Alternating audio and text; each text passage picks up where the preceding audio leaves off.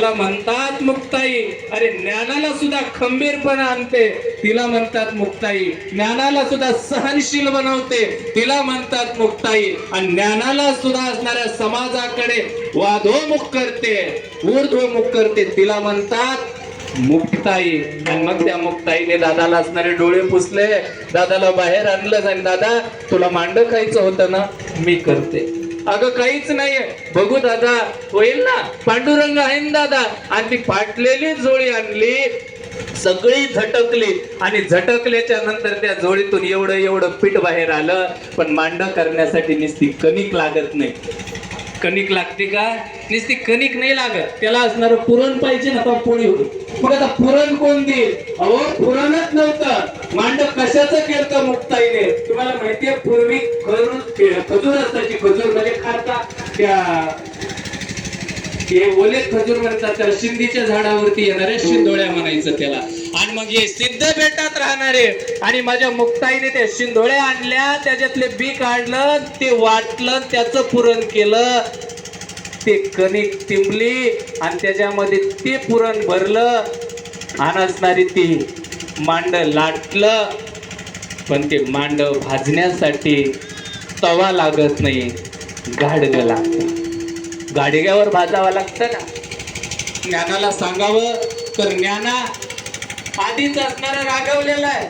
ज्ञाना आता जाईल, आणखी कोणीतरी छेडतील, ज्ञाना आणखी असणारा अतिशय वाईट मनाला वाटून घेईल. म्हणून माऊलीला सांगितलंच नाही माझ्या मुक्ताईने. माझी मुक्ताई गाडगं आणण्यासाठी कुंभाराकडे गेली.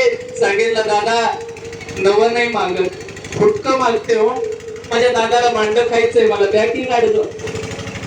ते कुंभार दादा असणारे दयाळू होते महाराज. समाजाच्या भीतीने नवं गाडगं दिलं नाही, फुटलेलं गाडगं मुक्ताबाईच्या हवाली केलं. आणि मुक्ताबाईने ते फुटलेलं गाडगं पदराच्या आड केलं. आणि कना कना कना कना सिद्ध बेटाच्या दिशेने निघाली. पण एका ब्राह्मणाने पाहिलं, अरे हे असणारे लेकर इकडे कुठं काय, ही पोरगी काय करते? आणि जवळ गेले, पाहिलं एवढंच असणार ते करट जंपर, त्याच्यात ते गाडगं लपणं त्या घोळामध्ये.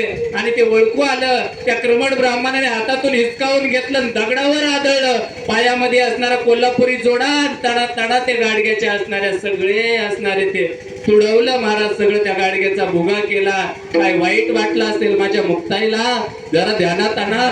रोज पोळीच्या जीवावर खाता त्या मुक्ताईला पोळी आपल्या भावाला खाऊ घालण्यासाठी साधन सुद्धा समाजाने दिलं नाही. आणि ज्या ज्ञानोबारायांच्या जीवावरती रोज पोळ्या खातो आम्ही, त्या ज्ञानोबारायांना एक वेळची एक पोळी खाण्यासाठी किती कष्ट घ्यावा लागलं, हे थोडा विचार करा. साधू संत काय होते आणि काय केलंय त्यांनी आपल्यासाठी. अहो त्याच ज्ञानोबारायांसाठी असणारी मुक्ताबाई तिथं गेली.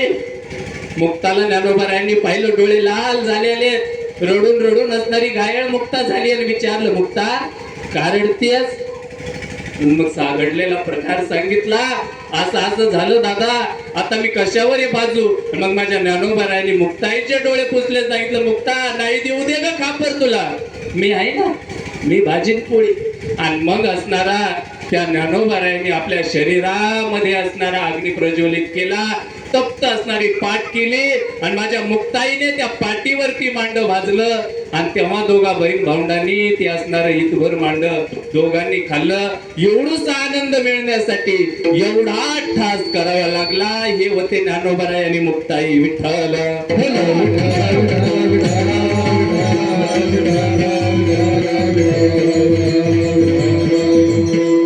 असा असणारा प्रवास माझ्या मुक्ताईचा चालू होता, ज्ञानोबारायांचा चालू होता. काही काळ गेला. असणार शुद्धीपत्र आणण्यासाठी विचार केला ज्ञानोबारायांनी. दादा तर नकोच म्हणत होते, निवृत्ती दादा तर म्हणत होते, अरे आम्ही निवृत्तच आहोत, कशाला शुद्धीपत्र हवंय आम्हाला? आणि जन्मताच ममई वंश जीव लोके, आम्ही भगवंताचे अंश आहेत, आम्ही कशाने बाधित आहे? आम्ही जर बाधित आहेत का आम्ही? निवृत्ती दादा महाराज ज्ञानी व्यक्ती. निवृत्ती दादाने सांगितलं, कशाला? आपण का असणारे मलिन आहेत का? आपण मलिन नाही आहेत, आपण जीवच नाही आहेत, आपण शिवस्वरूप ब्रह्मस्वरूप आपल्या शरीरामध्ये, आपण स्वतःच ब्रह्म आहेत. आणि कशाला आपल्याला शुद्धीपत्र पाहिजे? शुद्धीपत्र लागत असतं का? गंगेच्या पाण्याला कुठं शुद्ध केलं जातं का? अरे आपण भगवंताचे अंश आहेत, भगवान शुद्ध आहे तसे आपण सुद्धा शुद्ध आहेत, आपल्याला नको शुद्धीपत्र. पण दादा तुम्ही म्हणताय ते बरोबर आहे, पण पुढे समाज आहे, आपल्याला कार्य करायचंय, त्यांच्यासाठी आवश्यक. जावं लागेल आपल्याला. मग 4 भावंड घरपोच मुकाम करत करत पैठण क्षेत्री गेले शुद्धिपुत्र पत्र आणण्यासाठी. तिथे ज्ञानोबरायांचा अधिकार कळाला. रेड्यामुखी वेद वदवला महाराज ज्ञानोबरायांनी. तो ज्ञानोबरायांचा अधिकार कळाला. शुद्धिपत्र ज्ञानोबरायांना मिळालं आणि तिथून असणारे ज्ञानोबराय पुन्हा रस्त्याने येऊ लागले. रस्त्याने येताना चांगदेव महाराजांचा आश्रम मिळाला. चांगदेव महाराज समाधीस्थ होते. अनंत असणारी मेलेली असणारी तिथे जनावर माणसं आणून टाकलेली प्रेत पडलेली होती. लाड मुक्ताईने विचारलं, दादा हा महात्मा तर असणार समाधीत आहे, मेलेली माणसं इथं का टाकली?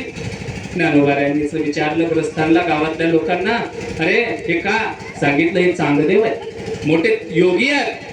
आणि अशा योग्याची यांची ताकद अशी आहे की असणारे ते समाधीतून जेव्हा असणारे उठतील आणि त्यांची दृष्टी जशी पडेल तसं असणारा तो व्यक्ती असणारा पुन्हा जिवंत होईल, त्याला जीवदान मिळतंय म्हणून असणारे ठेवले आहे.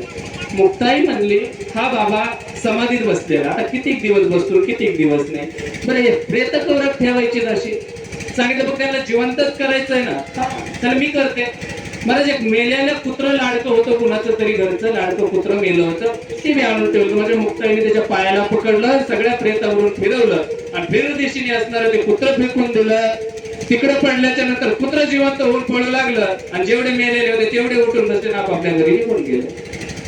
चांगदेव उठला, पाहिलं आज गावात कोणी मेलं नाही, म्हणजे लई मेलते, पण तुमच्या आधी पोरगी बारकोशी आली, तिने सगळे जिवंत केले. अशी कोण पोरगी होती? विचार करा. दूतांना पाठवलं, कळालं हे आळंदी क्षेत्रामध्ये राहणारे निवृत्ती सोपान आणि मुक्ताबाई ज्ञानदेव होत्या. कुणाचे? विठ्ठल पंतांची मुलं आहेत. एक पत्र असणारं कागद बोलवला चांगदेवानी. चांगदेव असणारे लिहू लागले आणि लिहित असताना सुरुवातीला असणारं लिहावं लागतं. एक तर त्यांना नमस्कार करावा किंवा आशीर्वाद द्यावा असं असतं ना, हे काय पत्र लिहिण्यास कारण की असं असतं ना, साष्टांग प्रणिपात किंवा असणारा शुभ आशीर्वाद असं लिहावं. मग आता नमस्कार लिहायचा होता, पण लक्षात आलं नमस्कार का लिहू? का? माझ्यापेक्षा वयाने लहान आहे, मी त्याला नमस्कार कसा करू? नाही जमत. नमस्कार नाही केला मला चांगले. मग आशीर्वाद देतो. आशीर्वाद द्यायचं ठरलं, पण सांगितलं माझ्यापेक्षा अधिकार मोठा दिसतोय का? अरे जर मला साधना करून एकदा उठल्यावर एवढे जिवंत करावं लागत होते, त्या पोरीने चालता चालता जिवंत केले म्हटल्यावर साधे का? आशीर्वाद तरी कसा? महाराज नमस्कार केला नाही, आशीर्वाद दिला नाही, पत्रात काय लिहावं हेच कळलं नाही. बऱ्याच लोकांचा असं भानगड होते महाराज. बऱ्याच वेळेस काय बोलावं हेच कळत नाही महाराज. वर्ण विषय जर कठीण असेल आणि वर्णन करता जर दुय्यम असेल तर काय वर्णन करेल? वर्ण विषय श्रेष्ठ असेल तर वर्ण करता सुद्धा श्रेष्ठ पाहिजे, तेव्हा वर्णन होत असतं महाराज. वर्ण करता कनिष्ठ आणि वर्ण विषय श्रेष्ठ, काय सांगेल डोंगलं नाही सांगता येत महाराज. बोलावं काय बोलावं, कोणत्या विषयाला धरून बोलावं, काय बोलला, काय सांगणार, काय कळलंच नाही ना महाराज. काय सांगावं कळलं ना. चांगदेवानी मात्र काय बोलावं असणार. दूत आला, बाबा द्याना चाललो आणि द्याना बाबा, तसंच गुंडाळलं दिलं कोरं कागद. याच्या पाठीमागे किंवा एकाच्या पाठीमागे एक असा तथ्य लावला जातो. कदाचित ज्ञानोबारायांची परीक्षा घेतली असावी चांगदेवानी. पत्र असणार दूताने आलं, ज्ञानोबारायांच्या हातात दिलं. ज्ञानोबारायांनी पाहिलं, ज्ञानोबाराय गालातली गालात हसले. निवृत्ती दादाने पाहिलं, निवृत्ती दादा हसले. सोपान काकाने पाहिलं, सोपान सपून काकाही हसू लागले. मुक्ताई म्हणले, तिघही हसताय, नेमकं पत्रात काय लिहिलंय बघू तर द्या. कोणी पाठवले? चांगदेवानी पाठवलं. अहो बघू द्या. आणि माझ्या मुक्ताईने पत्र हातात घेतलं, कोरा कागद पाहिला आणि मुक्ताईच्या मुखातून शब्द गेला, दादा चांगदेव 1400 वर्षे जगले, पण कोरे ते कोरेच राहिले. आणि मग माझ्या ज्ञानोबारायांनी त्याच कोऱ्या कागदावरती अशा ओव्या लिहिल्या की योग्यांचं जीवन कसं उद्धरून जावं याचा असणारा त्याच्यात उल्लेख केला. त्याला चांगदेव 65 नावाचा ग्रंथ म्हणतात. हे ध्यानात ठेवा. कमीत कमी आपल्याला लिहिता येत नसल चांगलं तर कागद काळे करू नये, कोरे द्यावे. चांगदेवानी कमीत कमी कागद कोरा दिला म्हणून त्याच्यावर लिहून तरी आलं. आणि जर काहीतरी उगच लिहून दिलं असतं तर लिहून वापस आलं नसतं. म्हणून जीवनामध्ये असणारा आपला उद्धार व्हावा असं वाटत असेल तर कमीत कमी कोर राहा, पण उघ जीवन काळ करून घेऊ नका. मनामध्ये काही भरू नका. चांगलं घ्यायचंय ना, चांगलं घ्यायचं. 12 महिन्याला एकच कीर्तन ऐकावा, पण आपला उद्धार होईना असं ऐकावा. काही ऐकत जाऊ. कुठं बसत जाऊ नये, बसताना सुद्धा असं ठिकाण म्हणून बसावा, ऐकताना सुद्धा असं बसावा की बस आपल्या जीवनाचा उद्धारच व्हायला पाहिजे. जागरण गोंधळात आपण, कीर्तनात आपण, नेमका आपला ठेपा कुठे ह्याचाच अंदाज येईना आपल्याला. बरं असं नाही की तिकडे जाऊ नये, असं नाही, पण तिथं गेल्याच्या नंतरही निष्ठा कायम राहावा. तिकडे गेल्यावर वाटा माळ काढू का काय, आणि इकडे आलं की वाटा माळ घालू का काय, हे असलं काहीच कामाचं नाही, काहीच कामाचं नाही. अरे जीवन असं असावं, धारदार असावं महाराज. देह गेला तरी सुद्धा ज्ञानोबा राहायचं असं ठामपणे. कोणी जर म्हणलं का तुझा जीव घेईल जर ज्ञानोबा राहायचा म्हणला तर त्याला म्हणावं जीव घेईल नाही, मी तुझ्या पुढे जीव देतो, पण जीव देताना सुद्धा ज्ञानोबा राहायचा आहे असं म्हणूनच घेईल. असं जीवन सुद्धा राहणार नाही. मात्र असं जीवन जगावं. माणसं अंगावर आलं कोरोनात तर मला चांगल्या चांगल्या निमाडी काढल्या, कमन म्हणले मग मरण म्हणले. ते जर नाही माळ काढली ना तर खावं लागत आहे, नाही खाल्लं तर मग मरण.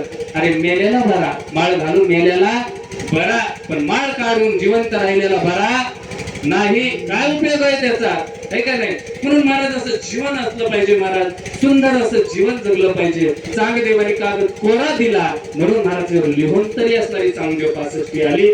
त्या चांगदेव 65चा अर्थ चांगदेवानी वाचला आणि त्याला कळालं पोरग जरा भारीच आहे. पण त्यांच्या भेटीची अपेक्षा चांगदेवाच्या अंतःकरणामध्ये निर्माण झाली आणि असणारे चांगदेव महाराज योगी होते. महाराज 1400 वर्ष ज्यांनी काळाला सुद्धा चांगलं. बऱ्याच वेळेस महाराज कीर्तनकारांपुढे गल्लत होते. काय होतं माहितीये का, चांग्या, आपण चांगदेव महाराजांना चांग्या या शब्दाने संबोधलं जातं, पण ध्यानात ठेवावं चांग्या म्हणू नये. का म्हणू नये, चांगदेव महाराजांचा अधिकार सामान्य नाही. महाराज ज्यांनी 1400 वर्ष काळाला हात लागू दिला नाही त्या चांगदेव महाराजाला चांग्या म्हणायचं. आपल्यात काय ताकद आहे, आपल्याला आणखी काहीच कळना, आपण काय म्हणावं त्याला चांग्या. बरं चांगदेव महाराजांचा अध्ययन सुद्धा खूप होतं, खूप अभ्यास होता महाराज चांगदेव महाराजांचा. योगाचे असणारे ते प्रणिते होते, एवढा अभ्यास, त्याला आपण म्हणावं का चांग्या. अरे चांगदेव महाराज होते ते. अशा चांगदेव महाराज असणारे वाघावरती बसून ज्यांची येण्याची ताकद ती आकाश मार्गाने आपल्याला घडीभर उडता येईना. येतं का आपल्याला, साप निघला तर आपल्याला, इथून निघला तर आपल्याला जागा कळाना कुठं पळावा, हे का नाही. त्या दिवशी कीर्तनामध्ये पाल निघली, लोकांनी मला तुडील. हा आपल्याला पालीचं भीव एवढं वाटत आहे, आणि चांगदेव महाराज हातामध्ये साप घेऊन वाघावर बसून निघाले. ते चांगदेव होते महाराज.